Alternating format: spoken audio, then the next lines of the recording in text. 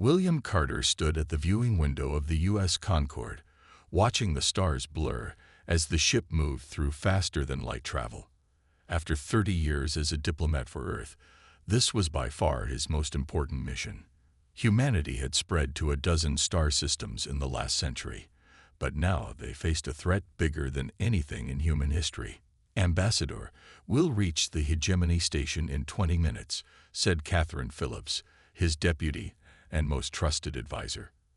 At 42, she was 20 years younger than Carter, but just as skilled in the delicate art of diplomacy.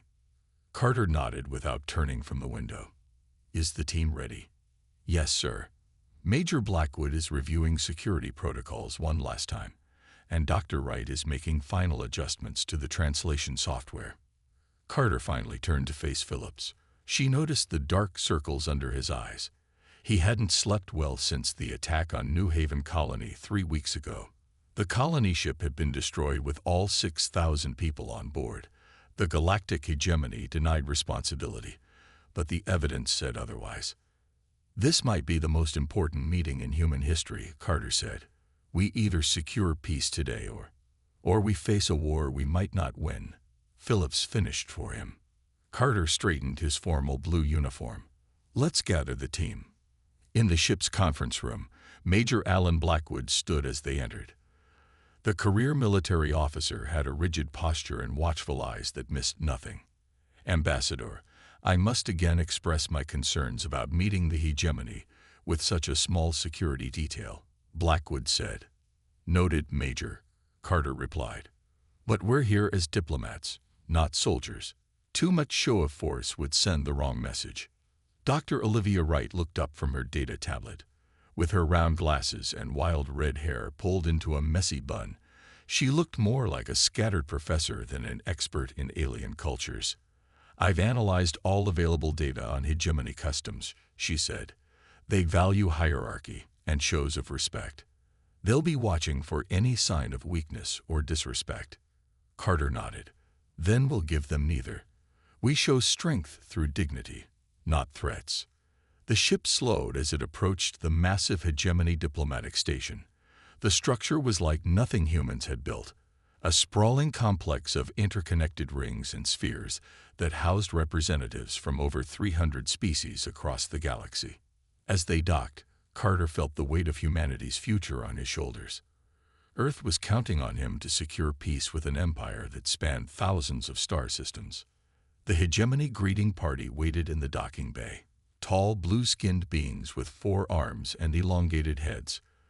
Their formal robes sparkled with embedded crystals that seemed to shift colors with each movement. Supreme Chancellor Zorvax stood at their center.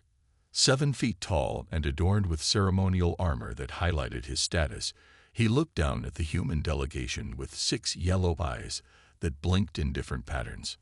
"Ambassador Carter," the translator rendered his complex speech into English. "The Galactic Hegemony acknowledges your presence. You may present your case before the Council." No welcome, no pleasantries. Carter maintained his diplomatic smile despite the cold reception. "Supreme Chancellor, we thank you for this audience. Humanity comes seeking peaceful relations and mutual understanding." "So you say," Zorvax replied. "Yet your kind spreads across the stars without permission, seizing worlds as if you have rights to them." Carter kept his expression neutral despite the accusation. "We seek only to explore and grow, as all species do. We have never knowingly encroached on claimed territories." Zorvax made a gesture that the translation software interpreted as dismissive. "Follow me to the council chambers. They await your explanations." As they walked through the massive station, Carter noted the reactions of other alien species. Some showed curiosity, others fear, and many displayed open hostility. "They don't seem happy to see us," Phillips whispered. "They're not," Carter replied quietly. "They're not interested in peace. They're assessing how much of a threat we pose." The massive doors to the council chamber opened before them, revealing a vast circular room with 13 elevated platforms. On each sat a representative of the oldest and most powerful species in the galaxy. Carter took a deep breath. The real challenge was about to begin. For 3 weeks, William Carter worked without rest. His quarters aboard the diplomatic section of the Hegemony Station became a hub of constant activity. Maps, data tablets, and cultural reference materials covered every surface. The human diplomat had never faced such a challenging assignment. "They've denied our request for the 4th time," Catherine Phillips said as she entered the room. She dropped a data pad on Carter's desk with frustration. "They won't even discuss the attacks on our outer colonies." Carter rubbed his tired eyes. What reason did they give this time? The same as before. They claim the areas in question are undisputed hegemony territory, despite being uninhabited when our colonies arrived. Major Blackwood stood by the window, watching alien ships come and go from the station. His military instincts have been on high alert since they arrived. "Ambassador, while you've been in meetings, I've been observing their fleet movements," Blackwood said. 3 battle groups have moved closer to human space in the past week. They're positioning for something. Dr. Wright looked up from her study of hegemony historical texts. "I found something concerning. According to these records, the hegemony has a pattern of eliminating what they call evolutionary competitors, species that develop too quickly or show too much potential.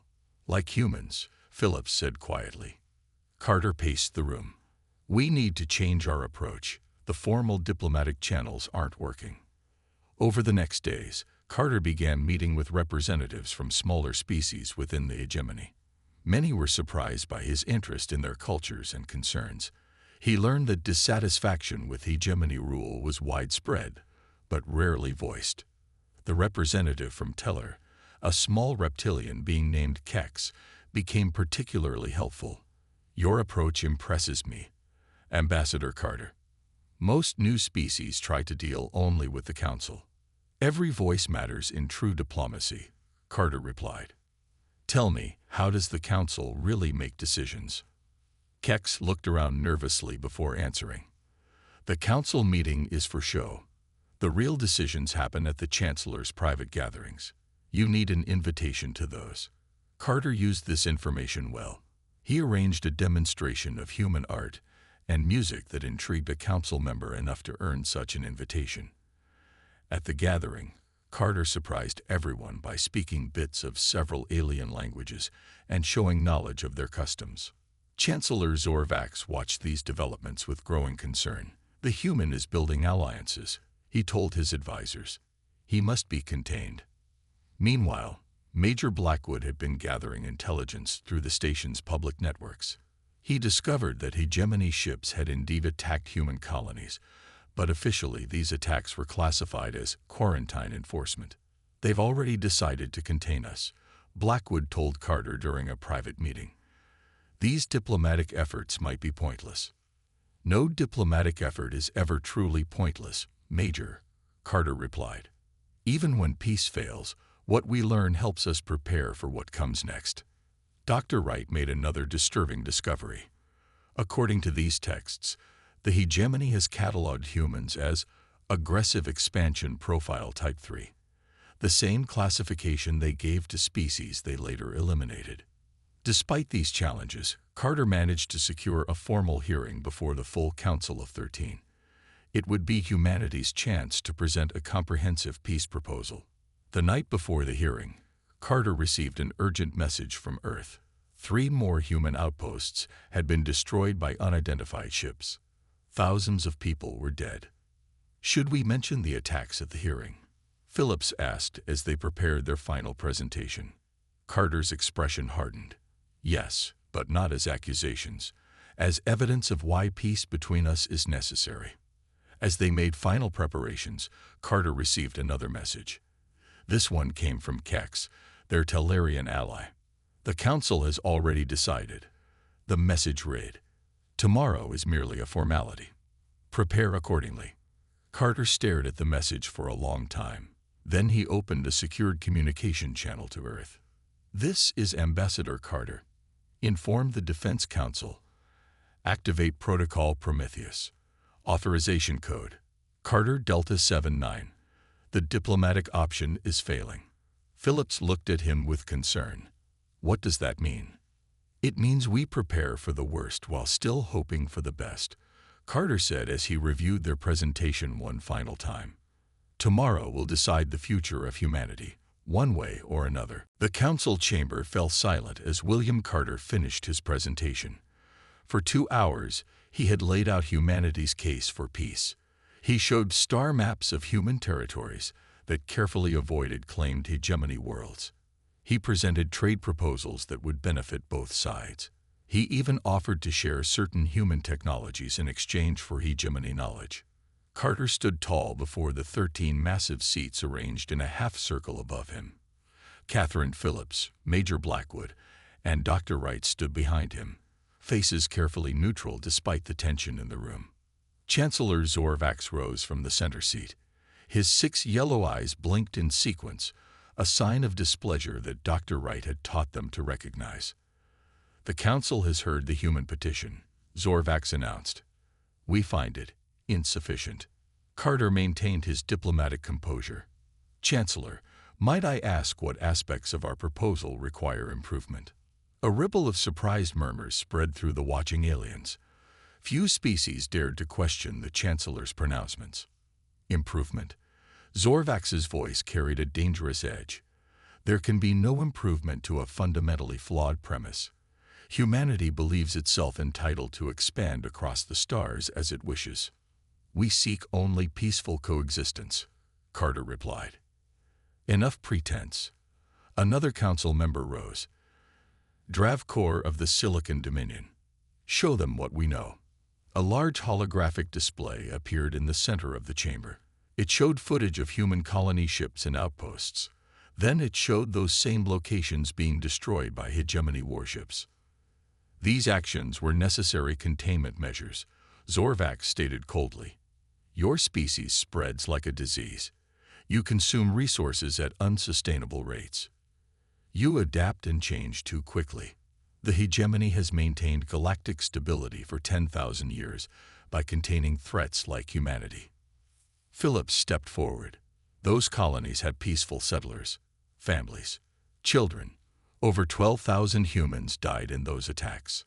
A regrettable but necessary action, another council member said. The council has reached its decision. Chancellor Zorvax raised all 4 of his arms in a formal gesture. Humanity will be contained within its home system. Earth will be placed under protective quarantine. Any human vessel attempting to leave your solar system will be destroyed. This is our final word. The chamber erupted with sounds of approval from most of the watching aliens. Carter stood motionless, his face betraying no emotion as he absorbed their decision. Is this the justice of the galactic hegemony? Carter finally asked, his voice cutting through the noise. To condemn an entire species without true negotiation. To destroy our people without warning or cause. You were never entitled to negotiation, Zorvax said dismissively. The hegemony decides the fate of lesser species. That is the natural order. Carter nodded slowly, as if finally understanding something. He turned to Dr. Wright and spoke quietly. She handed him an ancient-looking data tablet. According to the founding charter of the hegemony, signed by the original 7 species, Carter read aloud, any species wrongfully attacked may invoke the right of retribution. The chamber went completely silent. Many of the younger species had never heard of this ancient law. That provision is 10,000 years old, one council member protested. It is no longer recognized. Has it ever been formally removed from your laws? Carter asked. Several council members looked uncertainly at each other. Chancellor Zorvax laughed, a harsh sound that echoed through the chamber. You would invoke a forgotten law against the full might of the hegemony. Your arrogance exceeds even our assessment. I formally invoke the right of retribution on behalf of Earth and all human colonies, Carter stated clearly. The hegemony has committed unprovoked acts of war against humanity. We now claim our right to respond. This is meaningless. Zorvax waved dismissively. Guards, escort the humans back to their vessel. They will return to Earth to inform their leaders of our decision. As guards surrounded the human delegation, Carter looked directly at Zorvax. You have made a grave mistake, he said calmly. You assumed humanity's preference for peace indicated weakness. Allow me to correct that misconception. The human delegation was escorted out of the chamber under armed guard. As they walked, Major Blackwood leaned close to Carter. "Protocol Prometheus is active," he whispered. "Earth received your message." Carter nodded. "Then it begins." The U.S. Concorde raced back to Earth at maximum speed. As soon as they were clear of hegemony space, Carter called an emergency meeting with his team in the ship's secure conference room. "Protocol Prometheus is now fully active," Carter announced.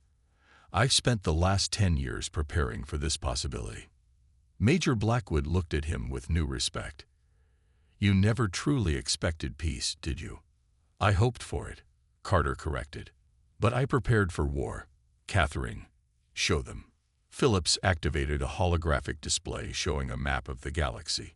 Hundreds of small blue dots appeared, scattered throughout hegemony territory and beyond. "These are our assets," she explained.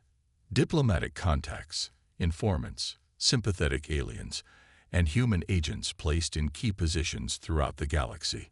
For years, we've been building a network while publicly pursuing peace." Dr. Wright studied the map with wide eyes. "All this time, you were running a shadow operation." "The diplomatic corps has always been humanity's first line of defense," Carter said. "Now it will be our first line of attack."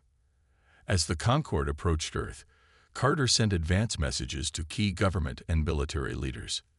By the time they landed, an emergency session of the United Earth Government was already gathering.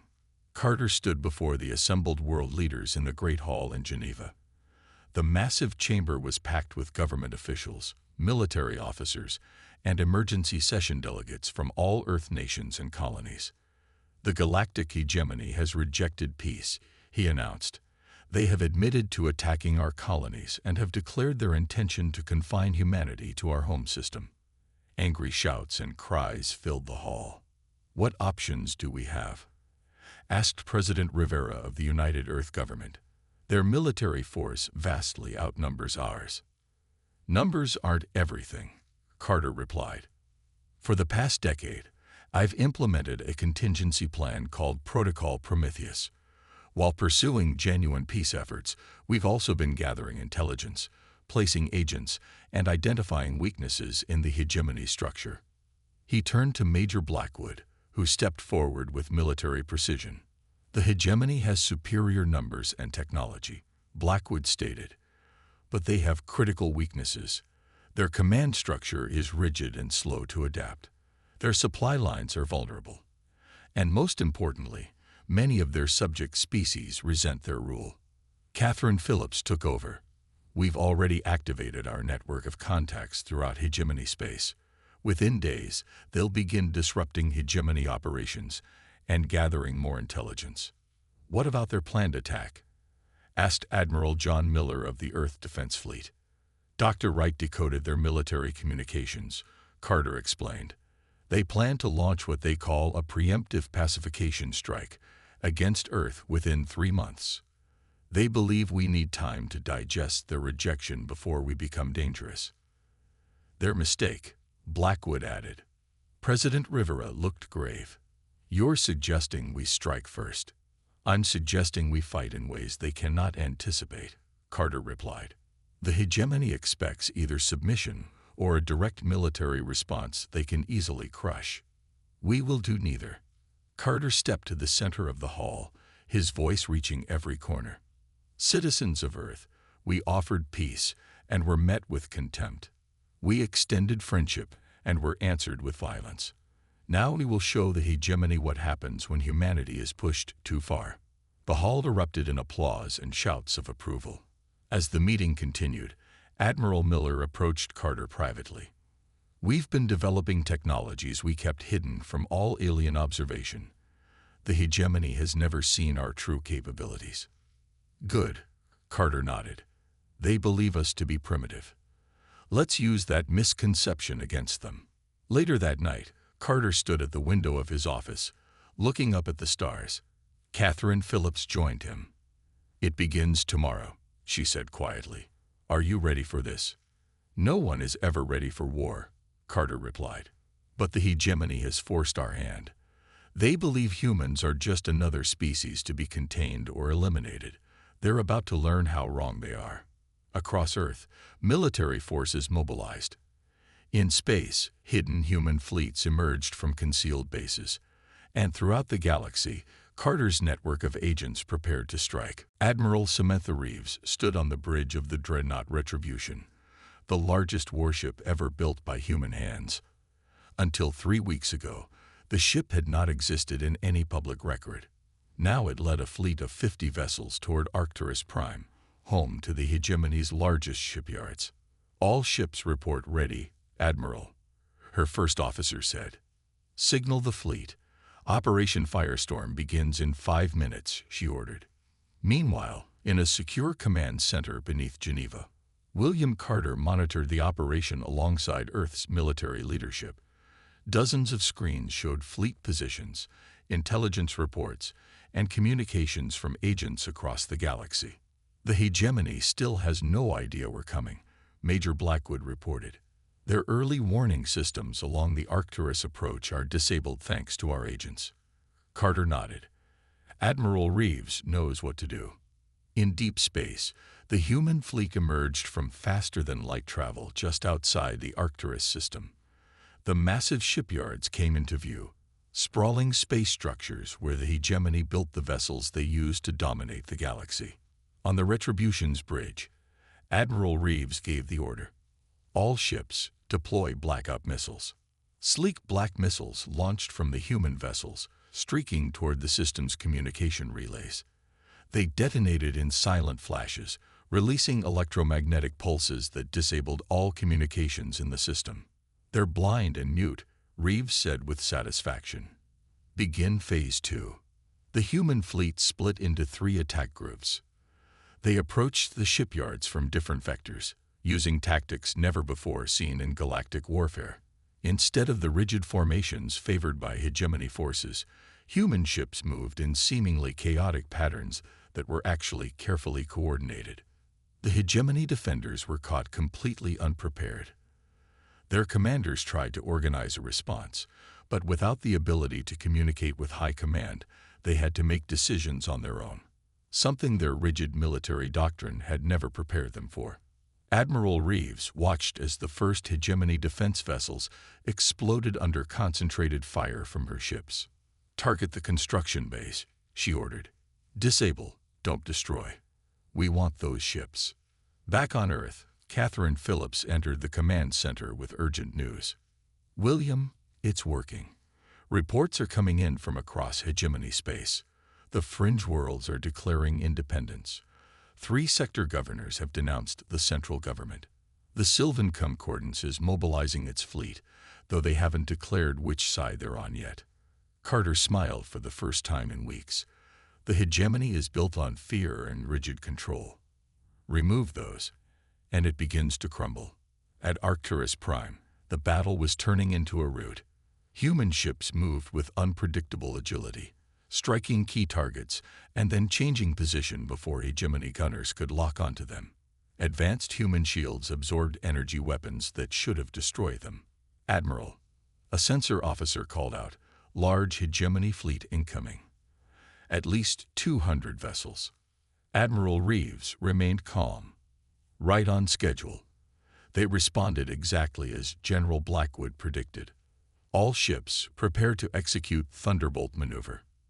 As the massive hegemony reinforcement fleet arrived, they found the human vessels already in retreat. But it was not a disorganized flight. It was a trap. As hegemony ships pursued, they were led into a carefully prepared minefield of cloaked explosive devices. The resulting chain of explosions tore through the hegemony fleet. When it was over, half their ships were destroyed or disabled. Admiral Reeves opened a galaxy-wide broadcast channel. "This is Admiral Samantha Reeves of Earth. The shipyards at Arcturus Prime are now under human control. To all hegemony subject worlds, humanity offers you freedom from hegemony rule. Join us or remain neutral. The choice is yours." On Earth, the United Earth government received an outraged message from Supreme Chancellor Zorvax. This unprovoked attack will be answered with the full might of the hegemony. Surrender immediately or Earth will be destroyed. Carter's response was brief. You had your chance for peace. As news of the human victory spread across the galaxy, dozens of worlds that had suffered under hegemony rule for centuries saw hope for the first time. The revolution had begun, and it was spreading faster than anyone had expected. Carter looked at the galactic map, watching as more and more systems declared independence from the hegemony. Phase 1 complete, he said quietly. Now for the hard part. While open warfare spread across the galaxy, Catherine Phillips led a different kind of battle. She sat in a dimly lit room on the neutral trading world of Calistria, facing 6 nervous aliens from different species. All were high-ranking officials within the hegemony who had secretly opposed its policies for years. The humans offer you protection and resources, Phillips explained. In exchange, we need information and your help disrupting hegemony operations from within. A tall, thin alien with silver skin leaned forward. The Chancellor has ordered the execution of anyone suspected of helping humans. My entire family would be at risk. We've already moved your families to safe locations, Phillips replied. Check your secure channel.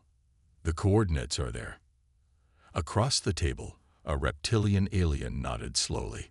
I've watched the hegemony crush 17 uprisings in my lifetime. What makes you think humans will succeed where others failed? Phillips activated a holographic display showing recent battle footage. Human ships danced around much larger hegemony vessels, striking with precision, and then disappearing before counterattacks could land. Because we don't fight like anyone they've faced before, she said, and because we've been planning this since the day we realized peace wasn't possible.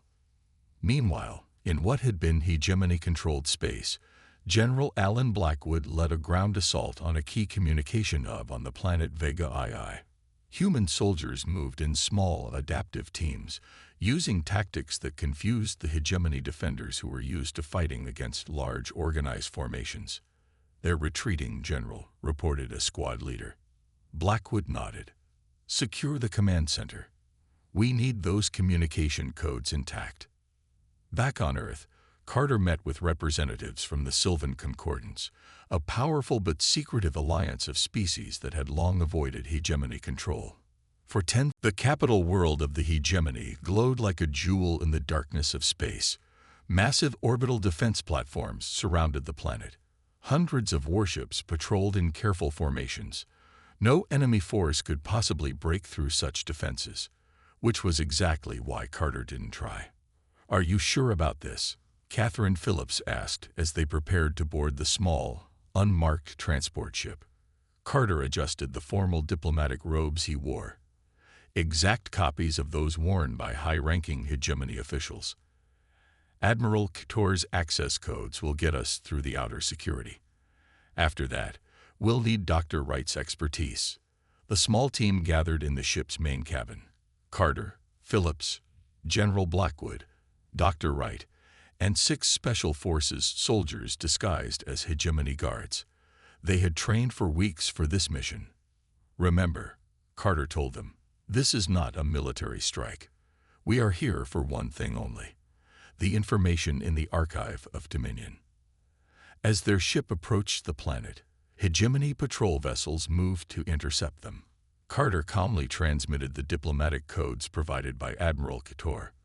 Diplomatic vessel returning from sector inspection, he said in perfect hegemony formal language. Request immediate clearance for Chancellor's special envoy. There was a tense pause before the response came. Codes authenticated. Proceed to Diplomatic Landing Bay 7. As they descended toward the gleaming capital city, Phillips looked out the viewport. It's beautiful, she admitted. Beauty built on the suffering of hundreds of species, Carter replied quietly. Their ship landed without incident. Hegemony officials greeted them with formal bows, never looking directly at their faces, a sign of respect for high-ranking diplomats that now worked in the humans' favor. The archive level is restricted, whispered Dr. Wright as they walked through the massive government complex. We'll need to access the private lift in the Chancellor's quarters. Carter nodded. As expected, Couture provided the route. They moved confidently through the halls, their disguises, and Couture's codes getting them past multiple security checkpoints. When they reached the Chancellor's private area, they found it lightly guarded. Most security forces had been deployed to fight the human fleets attacking hegemony worlds. General Blackwood silently disabled the two guards, and Dr. Wright used a device to bypass the security on the private lift. The team descended deep beneath the government complex. The Archive of Dominion is the most secure facility in the galaxy, Dr. Wright explained as they dropped deeper underground. It contains not just data, but the central control systems for the entire hegemony network. The lift stopped and the doors opened to reveal a vast chamber. Crystal columns stretched from floor to ceiling, each glowing with stored information. At the center stood a control interface shaped like a perfect sphere. "Stand guard," Carter ordered the soldiers. "Catherine, Alan with me. Olivia, start the download." Dr. Wright approached the central interface and began working. Her hands moved quickly over the controls as she searched through the vast database. "William," she called, her voice strained. "I found something. The hegemony's darkest secret." Carter joined her at the interface. The display showed records of 17 species that had been systematically eliminated by the hegemony over thousands of years. These were all spacefaring civilizations, Dr. Wright explained, all developing quickly, all deemed evolutionary competitors by the hegemony. "And humanity was to be the 18th, Phillips said, reading further in the records. "There's more," Dr. Wright continued. "Evidence that the Council has been manipulating member species against each other, creating artificial conflicts to maintain control. Download everything," Carter ordered. "We need to broadcast this throughout the galaxy." As Dr. Wright worked to copy the data and prepare a galaxy-wide transmission, alarms suddenly blared throughout the facility. "We've been discovered," General Blackwood said, readying his weapon. "Security forces will be here in minutes." Carter moved to the central interface. "Keep working, Olivia. We need that broadcast ready." Blackwood positioned his soldiers at the entrance. "We'll hold them off as long as we can." The sound of approaching guards echoed down the corridor. Blackwood looked at Carter, a silent understanding passing between them. "Get that data out, William," he said. "Whatever it takes." The doors to the archive burst open. Hegemony elite guards poured in, weapons firing. Blackwood and his soldiers returned fire, creating a defensive perimeter. The battle for the Archive of Dominion, and possibly the future of the galaxy, had begun. The archive chamber echoed with weapons fire. General Blackwood and his soldiers fought bravely, but they were outnumbered. One by one, the human soldiers fell. "The transmission is almost ready," Dr. Wright called out, her fingers flying across the interface controls. A blast hit General Blackwood in the shoulder. He stumbled but kept firing, protecting the others. "Carter," he shouted over the noise. More coming from the second entrance. Carter looked up to see a new group of hegemony guards entering from a hidden door. Among them stood Supreme Chancellor Zorvax himself, his 6 yellow eyes blazing with fury. "The human diplomat," Zorvax said coldly. "I should have eliminated you the moment you arrived in our space." "You had that chance," Carter replied. "You chose arrogance instead." Blackwood moved to intercept the new threat, but took another hit, this time to his chest. He fell to his knees. "William," he gasped, "finish what we started." With those words, he turned and fired at the main power conduits along the wall. The explosion that followed collapsed part of the ceiling, temporarily blocking the main entrance and buying them precious time. Zorvax stepped forward, seemingly unconcerned by the chaos. "Your species has impressed me, human. No one has challenged the hegemony so effectively in 10,000 years. But it ends here." "Actually," Carter said, "it's just beginning." Dr. Wright looked up from the console. "It's done. The transmission is going out on all frequencies. Throughout the galaxy, on thousands of worlds, the truth about the hegemony was being revealed. the systematic elimination of competing species, the manipulation of member worlds against each other, the corruption and lies at the heart of the galactic government. Zorvax roared in anger and lunged toward the console. Phillips intercepted him, fighting with a skill that surprised the Chancellor. But his forearms gave him an advantage, and he threw her aside. Carter stepped between Zorvax and the console. It's too late. Everyone knows what you've done. Your empire is finished. If I cannot rule, Zorvax snarled, then no one will. He pressed a sequence on his wrist device. Immediately, alarms began to sound throughout the facility. What have you done? Carter demanded. Activated the planetary defense system's self-destruct, Zorvax said with cruel satisfaction. This entire world will be destroyed in minutes. The heart of the hegemony may fall, but humanity will lose its leaders in the process. Dr. Wright was already working at the console. I can override it, but I need time. Carter nodded to Phillips, who was back on her feet. Together, they faced Zorvax.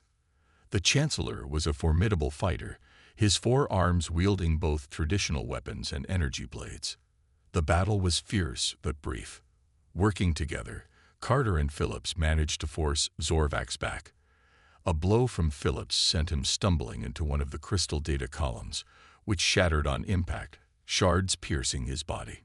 The override is complete, Dr. Wright called out. The self-destruct is disabled. Zorvax, mortally wounded but still dangerous, laughed bitterly. It changes nothing. The hegemony has ruled for 10,000 years. We will rise again. No, Carter said quietly. Your time is over.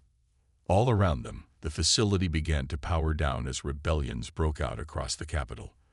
Reports flooded in from across the galaxy. Hegemony fleets surrendering, subject worlds declaring independence, council members fleeing or being arrested by their own people.